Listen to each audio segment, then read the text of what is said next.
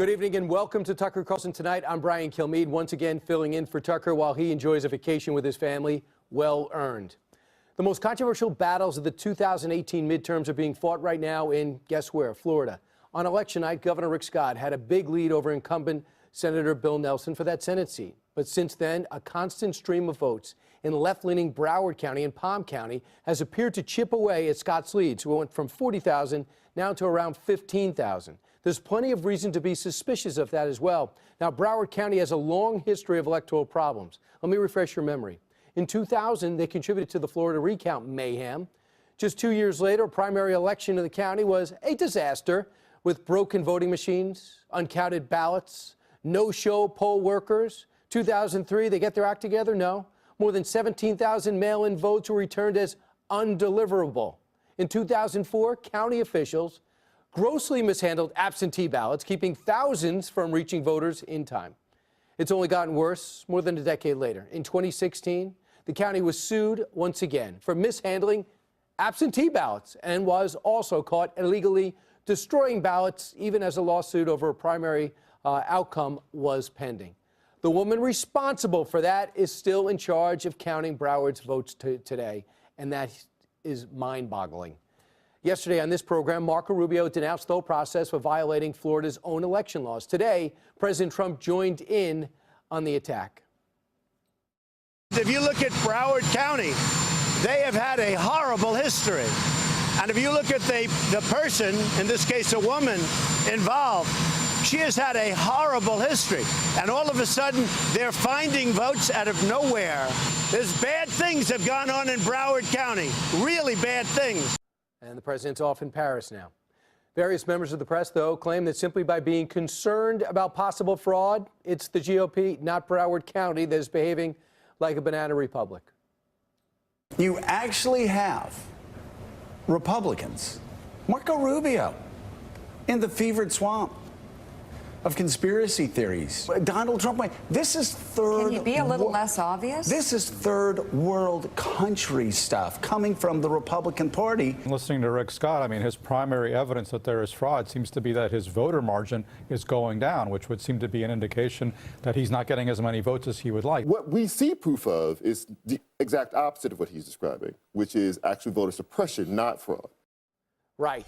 Even though they were supposed to tell us how many votes there were by closing time. 30 minutes after the polls closed, we're still doing this 2 days later. But it's Republicans that are really showing voter suppression. Craig Patrick is a political editor and chief investigator at WTVT for Fox Tampa Bay's affiliate. He's covered politics in the area in Florida for many years and joined us tonight. Craig, it's always Florida, and again, we're back in Broward County. What's the latest? I mean, I'm sure you spoke to the Scott camp too. I just spoke to them 10 minutes ago.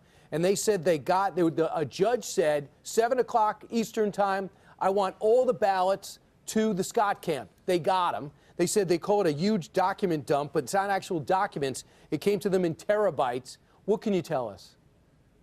I can tell you that Broward County has had a long history of blunders that predates this by a wide clip. If you're looking at why these ballots keep trickling in, the vote count keeps going up, this is coming from provisional ballots all across the state. People have showed up at the wrong precinct or maybe didn't have their ID, combined with some vote by mails that came in on Election Day. And those are trickling in from some Republican strongholds, too, in North Florida. But it is disproportionately, absolutely Southeast Florida and Broward County. You gave a great summary of the problems Broward County has endured, but the list goes on and on. We're talking about a county a couple of years ago that forgot to print a medical marijuana amendment on some of the ballots, leaving it blank, that at one point a while back released vote totals while people were still voting. Oops, you weren't supposed to do that. And with that, Republicans and Democrats alike are very concerned about Broward for different reasons. Democrats concerned that maybe a goofy ballot may have caused a lot of people to overlook the Senate race because it was tucked in the lower left below the instructions, may have cost Bill Nelson votes. Then you have the Scott camp, Marco Rubio and others looking at Broward County's recent history of breaking the law, illegally destroying ballots, raising suspicions in their minds as well. And with this, once again, it's all about Florida, and it is all focused on Southeast Florida. The way I understand it, Craig, and correct me, by noon tomorrow, Broward County's got to tell us who voted for who and what the totals are. Now, They were supposed to, yeah. right? So 30 minutes after the polls closed, they're supposed to submit all their ballots. They didn't. So for a Republican candidate to win, and then to hear about uncounted ballots, and then see their lead dissipate, knowing that they broke the rules already, why is that voter suppression? You just can't have votes coming in for weeks. That's called. The kids had off from school for a reason. It was election day. And that's exactly Governor Scott's position on this. The Democratic position would be because of the blunders that exist in Broward County that go way back in time under the leadership of Snipes, who was appointed by former Governor Jeb Bush. She is a Republican appointee. They have qualms with long-running blunders that they say have affected Democrats and Republicans alike. And again, they point to what they think may be either a machine calibration issue or a funky design of a ballot, in which case a race like this one can be easily overlooked. This is something, though, that's going to come out in the wash. We will find out in the course of a recount if there is something to that or not. And by the way, when you mean by funky ballot, evidently at the bottom left, you would know you voted.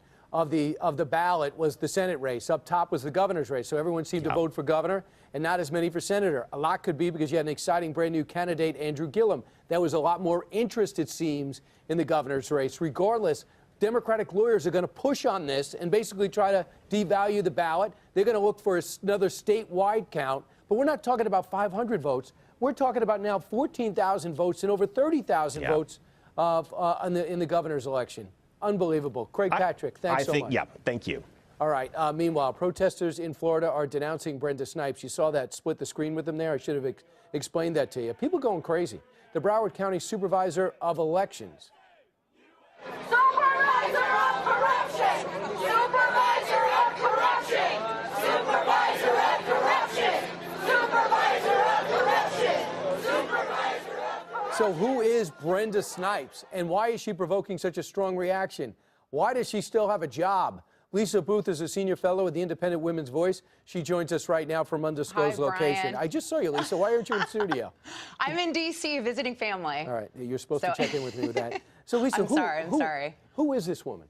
Well, to your former guest comment, she was appointed by Jeb Bush in 2003, but she is a Democrat, and she has been elected ever since to the position of the Supervisor of Elections for Broward County. Now, Broward County is the second most populous county in the state. It is also the most Democrat as well. And it's not just Republicans who have been critical of her either. The Miami Herald called Broward County the most controversial department of elections in Florida. So she's also received wide criticism from all around, really dating back to even 2004, where she failed to send out, I think it was something like over 50,000 absentee ballots from individuals who had requested them. But also just look at what happened in this year alone. A judge just ruled that she was in violation of public record laws from Florida for not fulfilling Rick Scott's campaign's request. You also go back to May, and a federal judge found that she was in violation of both state and federal law for illegally destroying ballots in regard to a 2016 primary between Debbie Wasserman Schultz and a Bernie Sanders guy who sued. And mind you, the destroying of these ballots happened in the midst of a lawsuit she was facing regarding public records request regarding those ballots. So that's kind of sketchy. And then you also go back to August, and a judge ruled in favor of the Florida GOP that she was privately looking at absentee ballots so that they couldn't be contested or looked at by other people. A judge ruled in favor of the Florida GOP regarding that. She's also gotten in trouble for releasing voting information 30 minutes prior than the closing of the polls. And that was 2016. 2016. When that was actually the same primary where she got in trouble for destroying the ballots with Debbie Wasserman Schultz. So there's been a whole thing, even dating back to 2004, that she has received criticism over, and it's not just from Republicans. Lisa, not only is she doing a bad job, almost anybody else in the state could be doing a better job. So I asked the governor's office, I said, why isn't she fired? And they said it's a lot harder to fire somebody if they're elected. So it's much more complicated than, let's say, you or I. We can get fired right away, you know. But I guess it's a little different there. Bottom line is, that's where the focus is. It's an extremely blue area. You cannot blame the Scott camp for being worried. Well, Final thought? Well, he could have removed her for incompetence. There's precedent for that. The person that was in that job before her was removed for that very reason. My understanding is that's not really the approach of the, Rick Scott administration. But I think it's very clear she's incompetent, and there's a lot of questions regarding what she's doing in Broward County. All right, let's see. Tomorrow, Saturday at noon, we're supposed to get the totals. Hopefully we can move forward from there. Lisa, thanks. Thanks, Brian. Have a good night. You too. Okay. Events in Florida evoke another high-stakes race nearly 2 decades ago, the 2000 Florida presidential recount. Could Democrats be seeking a more successful replay of that election? Glenn Blackwell is a former Ohio Secretary of State and senior fellow with the American Civil Rights Union. The ACRU took part in the 2000 recount fight and, more recently, sued Broward County's election supervisor for not adhering to federal law to keep accurate voter rolls. Man, were they ahead of their time. The case is now before the 11th Circuit Court of Appeals. Ken Blackwell, great to see you. Ken, I laugh when other networks or other channels or commentators say that Republicans are trying to suppress the vote. What are you talking about? The voting day is over. They're the ones who didn't hit the bar they were supposed to. And now when Republicans say, why are we still counting votes? They say that Republicans are being aggressive, trying to change a verdict. Rick Scott was up by 40,000. Oh, absolutely. Look, the forces on the left, the Democrats and their allies are trying to push this to what I call within the margin of litigation. They are manufacturing voters, and they're doing it with an architect, Superintendent Snipes, who has a record of gross incompetence and fraud. And it is a shame that she's still in this position, given the fact that through her own admission, she lacks the management skills to provide an election that has integrity and has the confidence of the voters. Brian, look, at the end of the day, what's going on now is akin to a banana republic and a failed state. And that's a shame, because the people of Florida, the legitimate voters who came out and voted, cannot have their legitimate ballots negated by corruption, fraud, and voters who are being manufactured. Ken, you're one of the few people that I'm going to be speaking to tonight or for the next few weeks that knew how bad this was before the election and was actually taking action against it. How do we get to this point where she still had a job, that Broward County wasn't straightened out, that 67, 66, or 65 other counties got their act together, one electronic after the embarrassment of 2000, and this one still hangs in the balance? Well, look, let me go to the Bible on this one. In John 3, there's a saying, those who would do evil love the darkness. We have been pushing and pushing for transparency, and there has been a great resistance to that transparency. And so in the shadows, we are now witnessing the manufacturing of voters. We're seeing a welcome mat to Voters Without Borders. And as a consequence, what we have now at risk is the integrity of the election that could change the course of governance in America. Well, the documents did come in as the judge demanded today. They do not know how many ballots. The Scott camp is now counting them. By noon tomorrow, Broward County has to come up with a decision on who voted for whom and how many. We still do not have the overseas and military ballots. That's typical. We don't know if we're going to have to dip into them. Absolutely, Brian. Look, the great Vince Lombardi used to always say his teams never lost a game. Sometimes the clock just ran out on them. Well, if you look at what's going on in Broward County, what they're basically saying is that they don't lose elections because they don't let the clock run out until they manufacture the voters that they need to win the election. That's just crazy. 2 quotes. You gave me John and you gave me Vince Lombardi. Good job. Thanks a lot, Ken Blackwell. Appreciate it. Good to be with you. All right. Hopefully we'll get a resolve to this. Meanwhile, Florida is not the only election that has gone haywire at the last minute. In Arizona, Democrat Kristen Sinema has taken a 20,000 vote lead over Martha McSally. What's happening there? We'll examine it next.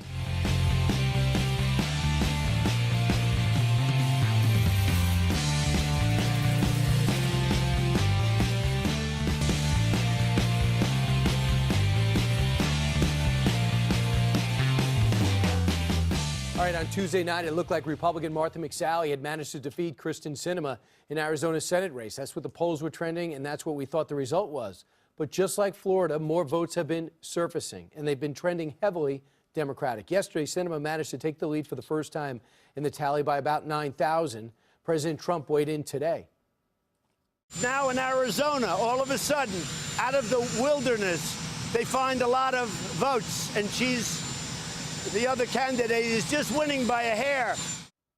All right, now we're joined by Trace Gallagher. Trace, I understand Sinema's expanded her lead up to over 21,000 now today. Is that correct?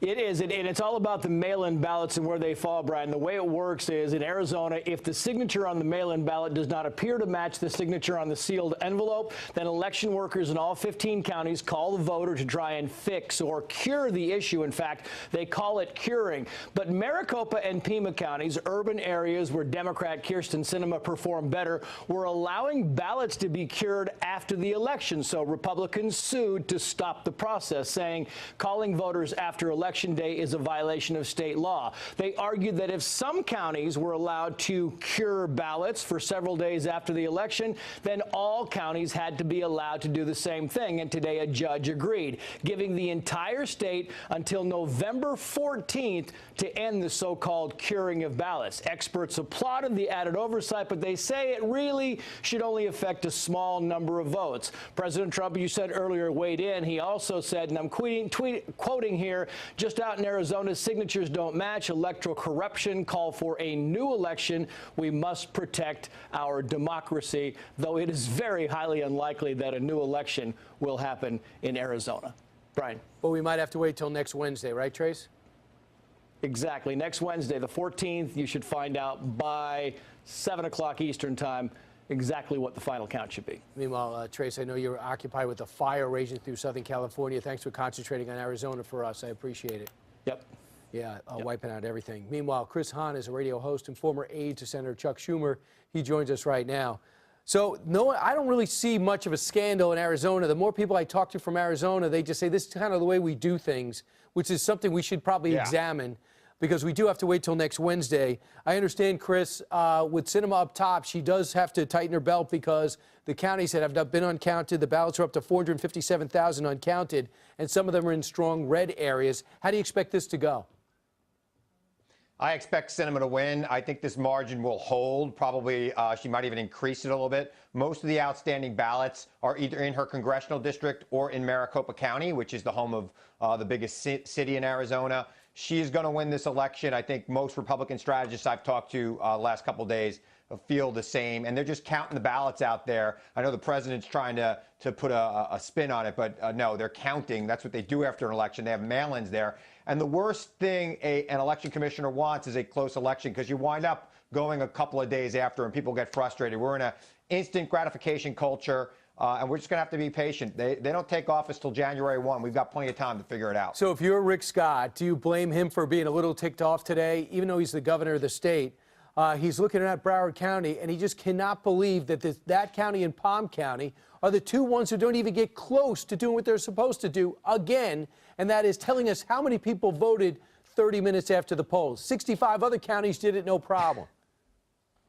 You know, if I'm Rick Scott, I'm thanking Broward County, because they messed up the design of their ballot, and 25,000 people didn't vote for United States Senator. Those same 25,000 people voted for Agricultural Commissioner. I'm pretty sure that they weren't excited about Agricultural Commissioner. So he should be thanking them, not using the power of his office to try to intimidate election workers who have till tomorrow to give him the results. And if he's got a problem with the way things are going there, that's what the courts are for. He went into court today to seek some relief. He got access to those ballots, and I think we should let it play out. Let's see where the votes go. They're going to count all the votes, and really the margin of victory here might be those 25,000 ballots. So he should be happy for that incompetence, and I don't like that incompetence at all. But I don't think there's a lot of dubious activity when it goes to counting the votes there right now. But there is dubious activity when the governor of the state of Florida utilizes his office to intimidate those workers. And then conservatives send a mob to protest outside of them as they're trying to do their job. Right. And by the way, Chris, I don't know if you have a monitor there, but we're actually splitting with a live shot of Fort Lauderdale as they ask each other, how do we get into this mess again? When you say, when you look at this, if you're Rick Scott, I don't know what he could do from county to county, but in Broward County, which as you know is mostly blue, they have been riddled with problems. In 2000, we know about what they did with broken machines, uncounted ballots, and no-show workers, undeliverable ballots, absentee ballots. In 2016, Chris, they closed and posted the election results 30 minutes before the election actually ended, while the polls were still open in the county. They have been a mess. So right now, they're holding everything up. So if you look at what they're doing, they're the ones who missed their deadline. Yeah, look, the deadline's tomorrow at noon.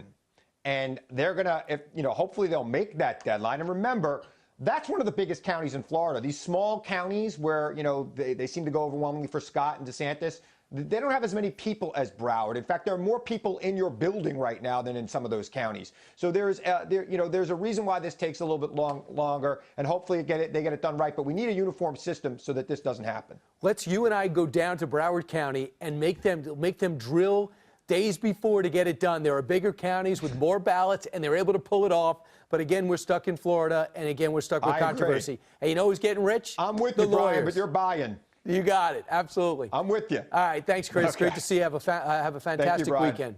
All right. We'll see how that goes. Meanwhile, the midterm elections have done nothing to stem the left's meltdown over Russia and the Mueller investigation. That story is next.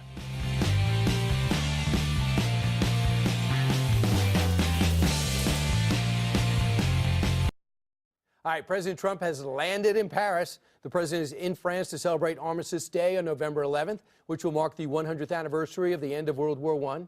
And just before arriving, the president kind of ticked off, tweeted angrily about French President Emmanuel Macron, writing, quote, President Macron of France has just suggested that Europe build its own military in order to protect itself from the U.S., China, and Russia. Very insulting. But perhaps Europe should first pay its fair share of NATO, which the U.S. subsidizes greatly. Exclamation point, close quote. We'll continue to cover the president's visit to France, unscripted, always fun, throughout the weekend. Meanwhile, with the 2018 midterms finally over, you might have hoped that the left-wing protesters would finally calm down. After all, they got the House. But if you did hope for that, it was a foolish hope. In coordinated rallies across the country, last night protesters turned out to protest in support of Mueller investigation and against the firing of their new idol, Jeff Sessions. Talking heads in the press played along. We now have a constitutional crisis within the constitutional crisis. We now have a state of emergency within the state of emergency. This has gotten very dangerous. This is a national emergency. I don't think you can overstate the gravity of the situation. The broad public, this is the time to maybe take to the streets. This is worse than Watergate. He has been absolutely outrageous in the way that he has called names, outrageous in the way that he has threatened, outrageous in the way that he's promoting himself all the time. He wants to act like a dictator. Get used to that voice for the next 2 years. Dan Bongino is a former Secret Service agent and NRA TV contributor. He's also the author of a brand new book. It's great. It's called Spygate, the attempted sabotage of Donald J. Trump. He joins us right now. So this guy's temporary. Matt Whitaker, he's going to be acting. The president's going to talk to a few people, make him attorney general, try to get him confirmed. Probably happen. What's the problem with Matt Whitaker? There is no problem with Matt Whitaker, Brian. The left is an emotion-based move. They're a bunch of romper room kids. I mean, when are we going to learn as conservatives, I'm serious, to ignore these Looney Tunes? They move from one outrage campaign to the next. Today it's Whitaker. Yesterday it was Kavanaugh. Before that it was the travel ban, the immigration crisis at the border. It's an endless outrage campaign. There's nothing wrong with Whitaker. The fact that Whitaker made some commentary on cable news about a case everybody was talking about does not disqualify him from acting impartially. I mean, we just had Brennan and Clapper on cable news. Brennan accused the president of treason. Now, I want to make sure everybody gets that on the record, so now he cannot be appointed to a position in the future either. I mean, it's just another outrage campaign. Please, just ignore this stuff. It's nonsense. So what they're saying is Whitaker's going to come in. He's been a critic of Mueller, saying things like the president's finances, as a commentator like you are, if you took office right now, they would roll up the Dan Bongino tapes and say, how can he do that? You said, well, I'm a citizen, and I'm allowed to have an opinion. Whitaker's a citizen. He's allowed to have an opinion. In his opinion, the Mueller investigation going to the president's finances is a no-go zone. Now he's in charge. and people worry that he's going to collapse the Mueller investigation. The president has held his tongue for 2 years, not his tongue, but he's held back on Mueller for 2 years. So why would he stop now? You know what's hysterical about this? He had an opinion. So did Andy Weissman, who is Bob Mueller's chief pit bull, who emailed Sally Yates. We've seen the emails. He's investigating Trump now, congratulating Sally Yates for defying Donald Trump. Andy Weissman is investigating Trump. And I get it, everybody, oh, whataboutism. You're damn right it's whataboutism. Or you just told us that you're not allowed to have an opinion or you're conflicted. Weissman has an opinion. And on that matter with Whitaker, because I don't want to get off that topic, Whitaker said something perfectly practical. The Mueller investigation and the probe was designed to probe Russian collusion. There's nothing in there about Trump's finances or his business deals. That was a perfectly accurate and appropriate opinion. This is just another outrage campaign. Ignore it. Ignore these people. Well, who do you think, or who would you like to see, and who do you think the president will put in that spot? Pam Bondi from your state. Yeah. I know the president really respects her. Chris Christie was in there yesterday. Let me throw something out there. Some of the audience may jump back, but I would love to see Ted Cruz. You get a double whammy out of this. You get a solid constitutional conservative who will never fold. This guy is principled. We know it. We love him. Secondly, you get an open seat in Texas. The Dems will pour a bunch of money in there into fool's gold again. We'll get Beto #2. They'll waste all their money and time. They won't spend it in other Senate seats, and we win again in Texas. I think it's a great plan. In your opinion, is the president looking back at the Whitaker controversy and letting it worry him in Paris today? I don't think so. I mean, of course, he's probably paying attention to it, but the president's gotten very good at ignoring ridiculous romper room-like far-left outrage campaigns. This is another one. It'll blow over by next week. These rallies are ridiculous. Anti-Sessions rallies. They were accusing Sessions of being a Russian colluder a few months ago. Now they love Sessions or pro-Sessions rallies. Even I'm getting confused about the left. I was amazed because 8,000 people in New York got together to protest the firing of Jeff Sessions as if their idol, if they could pick him out of a lineup. Go to McDonald's, have a coffee, folks. Chill out with the outrage campaigns. Please, take the weekend off. You take the weekend off. You're in every show today. I know, I What's can't. I'm going up on? here. Plus, I heard you were guest hosting, so this was great. I'm honored. In studio. Fantastic. And I'm so glad you didn't wear a tie. I regret wearing a tie. I'm not wearing That's a how tie cool you ever look. Again. All Fox, I'm sorry, but I can't do it. I can't even make a tie. My elbows are arthritic. So That's sorry. right. Well, that's what happens when you do the UFC excuse I thing. use every time. Okay. Thanks, Dan. And thanks for your service. All right. Meanwhile, the migrant caravan is still on its way north, and President Trump is preparing for its arrival. His executive order and the story that will handle this caravan is coming your way. Watch as we take a wide shot and go to break.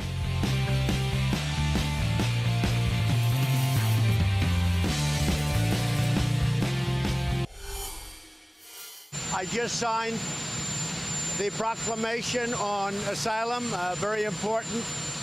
People can come in, but they have to come in through the ports of entry.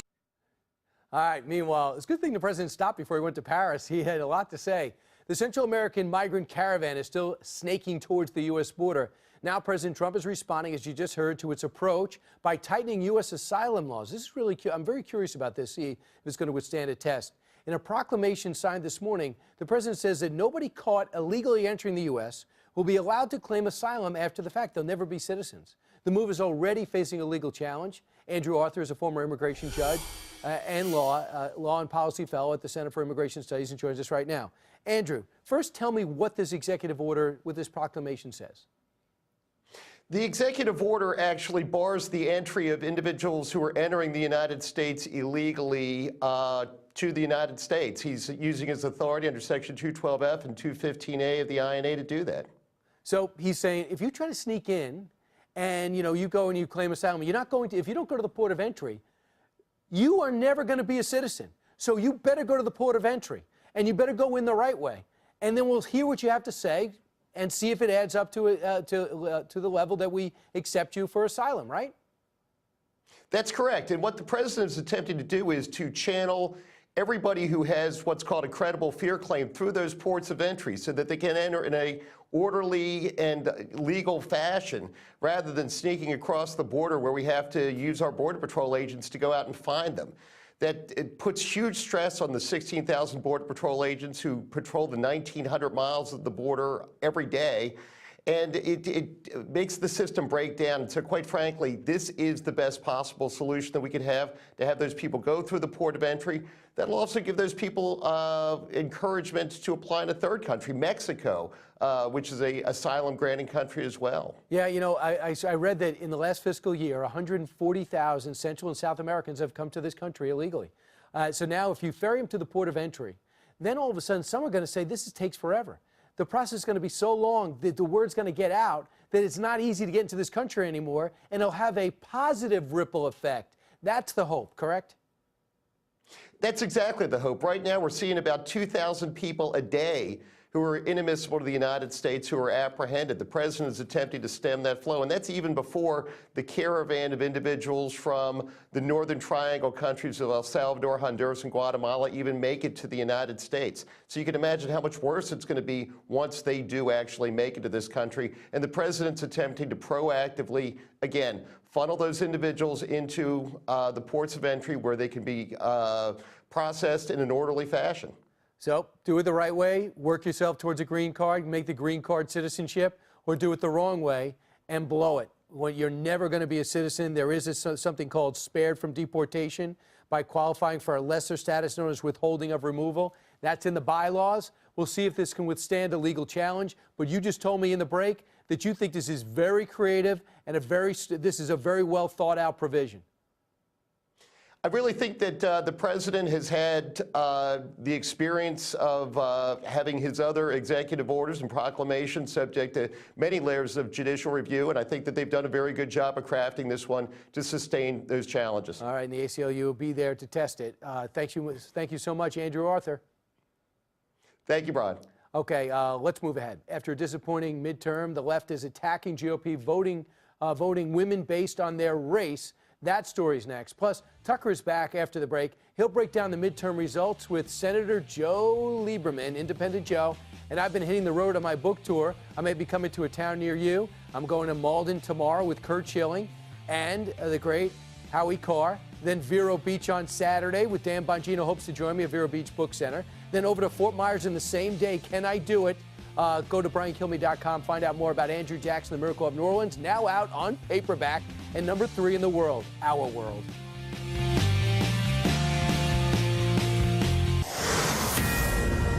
Here we go. The Florida mess continues and the confusion reigns. We have just gotten word that Palm Beach County is going to defy a court order and refusing to comply with that court order that says by 7 o'clock tonight they must tell the Scott camp and give the Scott camp all the ballots so they know how many people voted in their county. This is what's happening in Palm County right now. They have told, this is Broward. In Palm Beach County, they are just flat out refusing to comply. So if you are upset with Palm County right now, it's not that you want to suppress the vote. It's because they are not following the rules. Like Broward County broke them, but Broward County broke the rules, but at least they complied with the court order today. Palm Beach County is not. The Scott camp will have a statement shortly. Now this. Tuesday's midterms didn't quite turn into the blue wave Democrats were hoping for Florida's side. And in the aftermath, they decided to scapegoat women as a group. Now, on The View, yep, it's still on, Joy Behar says Republican women are simply too stupid to vote for anyone else. The women who still like him say that he is a protector. So, yes, that's what they say, that he protects their way of life, right, and their values. They don't know the difference between a predator and a protector. Meanwhile, in one Vogue article, it blasted white women saying, quote, as sure as black women have proven themselves to be the often underappreciated backbone of the Democratic Party, white women voters are establishing themselves as maddeningly, confusingly unsisterly. Not sure what that means, which is why I don't get Vogue. Online, Chelsea Handler tweeted this, 59% of white women voted for Ted Cruz. Now follow me here. We need to vote for the best interests of others and stop thinking about ourselves. I am not deep enough to follow that, but Allie Beth Stuckey is. She's got a great podcast. Allie, make sense of this. Are white women too stupid to vote for anybody else?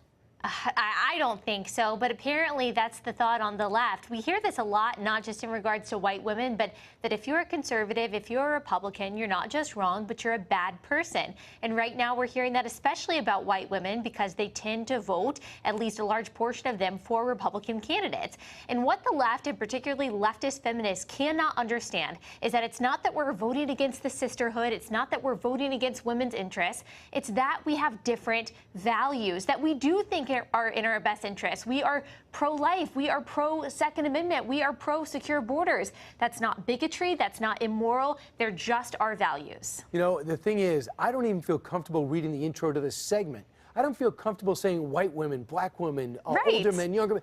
We keep on segmenting ourselves and putting ourselves into boxes and categories. It's all counterproductive. I felt completely uncomfortable writing the term white women in the article that I wrote for Town Hall, but it was really just using the leftist terminology. And what we see increasingly, which I think this is very troubling on the left, is that they insist upon judging people by the color of their skin, by their political affiliation and their sex, rather than the content of their character. So rather than talking to someone like me and asking me about my values, they say, you're white, you're wrong because you're a Republican, and because you're a woman, you're also a traitor. So I watched Bernie Sanders make a comment, and I'll paraphrase. He says essentially the reason why Stacey Abrams and Andrew Gillum didn't win, it seems, is because they don't feel, white people don't feel comfortable yet voting maybe for the first time for a black person, but eventually they will. How wrong is that to say, to write, to think? Well, of course, there are no statistics whatsoever backing that up. I am sure. And again, I don't even like talking about people based on the color of their skin, but I'm sure that most white people would say, I'm going to vote for someone based on my values. I don't really care what their religion is or what their skin color is. But that's just not true on the left. It's about you have to fit into their ideology or else you're immoral. Allie Stuckey, have a great weekend. Thanks so much for your insight. Thank you so much, Brian. All right, we forge ahead. After Tuesday's midterms, Tucker sat down with former Senator, one of the great guys in Washington, Joe Lieberman. Here's his conversation with Independent Joe. Senator, thanks a lot for joining us tonight. I'm delighted, Tucker. Good to be back with you. Thank you. So as the results were coming in last night, and it was clear that the Democrats were going to retake the House of Representatives as predicted, MSNBC announced that one of the top priorities of the incoming controlling party would be to obtain Donald Trump's tax returns. Do you think that's the mandate of this election? I don't. Whether they go for the president's tax returns or not is up to them, but that certainly shouldn't be their priority. I want to give you my personal perspective on last night. I'm the chairman of a group called No Labels. We've been working to encourage bipartisanship in Congress. And this year, for the first time, we actually got into campaigns of people who were part of what we call the Problem Solvers Caucus. We raised over $15 million. We supported 28 candidates, 14 Republicans, 14 Democrats, and members of the Problem Solvers Caucus. 23 of them won. And the Democrats who won, which I think is why the Democrats now control the House, were actually more moderate, independent-minded problem solvers. So I don't think they're going to go to Congress to get President Trump's tax returns. I think they're going to go to try to get something done for their constituents and their country. So, and I think all of us hope that that happens. Yes. But it does raise the question, who's in charge of the Democratic Party? So is that caucus bigger than the Alexandra Ocasio-Cortez caucus, which is substantial? I don't know how many, I don't think there are many people who are exactly where Congresswoman-elect Ocasio-Cortez is, really a self-proclaimed socialist. I think weak on foreign policy and defense policy, basically wants the government to take over a lot of the economy. But what worried me when she was elected, Tucker, was that a lot of people, including some potential Democratic presidential candidates, began to run after some of the positions she was taking, including calling for the abolition now of ICE, the Immigration and Customs Enforcement Agency. I mean, that's ridiculous. How can you may disagree with its policies, but how can you have a country where there's no group enforcing immigration and customs laws? So I think this is, what happened yesterday was good for Democrats in the House, but it's also a warning. I think they regained the majority by running more moderate candidates in suburbs. And moderate Democrats actually lost in the Senate, and that showed, I think, some strength in President Trump, who worked hard to defeat a lot of those moderate Democrats. So there's good news and bad news and warnings for both parties here. And the last thing the Democratic Party should do, if it wants to have a chance to win the presidential election in 2020, is to follow after Congresswoman-elect Ocasio-Cortez. There's just not many people who believe that in America, thank God. I don't know how many Democratic strategists watch this show. I hope all of them, and I hope they write down your advice. Senator, it's great to see you tonight. Thanks, Thank you for Tucker. Good to be with you. Thanks. All right, Joe Lieberman, great guy. Meanwhile, more breaking news out of Florida. We're going to go back down to Florida right after this. Don't move. Tucker Carlson not in, but he's thinking of us. Chaos in Florida. They're embroiled in yet another election scandal. Phil Keating all over it. Phil, what's the latest? Brian, as we speak, provisional ballots are still being counted in Broward County at this hour, just hours after two critical court victories for Republican Governor Rick Scott. Scott's campaign for Senate sued the election supervisors in Broward and Palm Beach counties for more transparency and better access to observe the process. The judge agreed. Tonight, Palm Beach County is appealing, asking for a stay. We should know more tomorrow. Phil, Right. Stay all over it. I know you will. Tucker will be back on Monday. Go pick up his book, Ship of Fools. It is awesome. Go to tuckercarlson.com. Sean's next.